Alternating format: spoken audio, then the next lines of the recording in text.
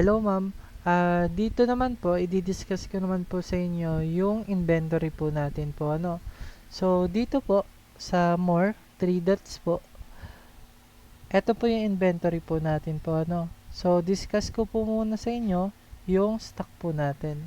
So, dito po sa stock, dito nyo po makikita yung list ng items nyo po ano. Then, dito nyo rin po pwede i-generate yung item nyo, Excel or PDF po ano, pag kailangan po ng report ng item nyo po. Then, dito, transfer stock. Dito naman po, pag yung magta-transfer kayo na stock, pag yung stock out naman po, palabas siya ng store or papunta po siyang warehouse. Pag stock in po, from warehouse, magdadagdag po kayo to store po ano. So, for example, stock out po tayo. Yung current stock ko po sa store is 98 po na Gatorade. Saselect ko po siya. Tapos yung Nova po, 85. So, for example po, magta-transfer ako sa warehouse po ano. So, ilan po bang Gatorade po yung ita-transfer ko? For example po, 48. Then, yung Nova, 45. Ay, 35 lang po ilalagay ko. Para meron silang matiran, tig 50 po na stock po ano. Then, submit ko po siya. So, mapapansin nyo po, nabawasan po yung stock ko po ano. Then, check din po natin sa stock po. So, yung stock natin, parehas 50 na lang siya. Pag chinek nyo po yung inventory warehouse po natin, dito po mapupunta yung transfer po nating stock po. So, dito nyo mamamonitor kung ano po ba yung mga items na nasa warehouse pa po natin po ano.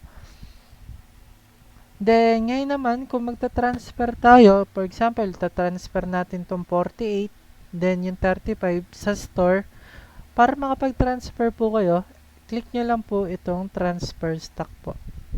Then, pagpapunta pong store, stock in lang po kayo.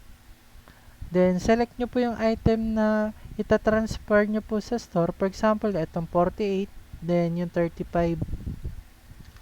So, babalik ko po siya sa store po ano. 48, then 35. Submit lang po ako. So, ang mangyari po niyan, wala na po akong item sa warehouse po. No? Pag chinek ko po yung item ko po sa store, babalik po siya sa 98. Then, 85 po ano. Then, meron din po tayo dito tinatawag na stock movement po.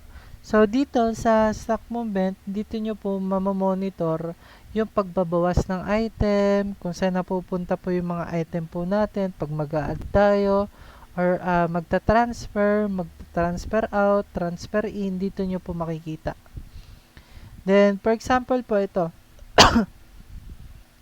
yung 100 po natin, meron bumili na 15, kaya naging 85 po siya, no? Then, yung 100 natin, meron bumili na dalawang item, naging 98. Ito po, cashier transaction siya. Pag i-export stock naman, so, pabawas po siya po, ano?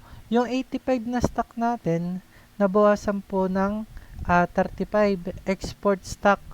So, naging 50 siya.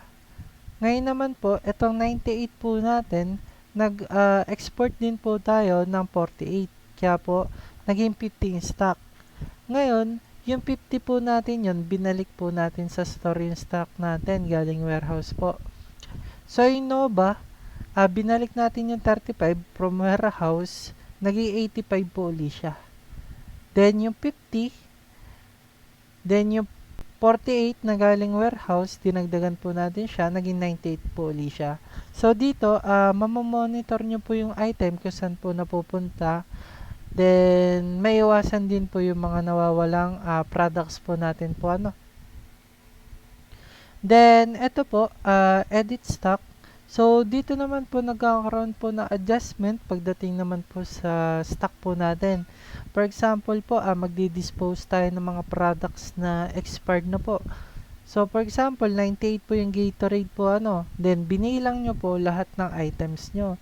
So, 98 naman po yung Gatorade dun sa store.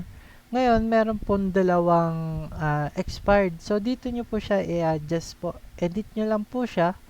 Then, pwede nyo na po i-type po dito yung final stock nyo po. So, for example, 95 po. Nabawasan siya ng 3. Save nyo lang po siya. Then, once na i-save nyo po, makikita nyo rin po yun sa stock movement po. So, dito sa stock movement, edit stock or stock editor. Yung Gatorade po natin from 98, inedit po siya to 95. Ano po? So, dito nyo rin siya makikita na merong pagbabago sa inventory po natin.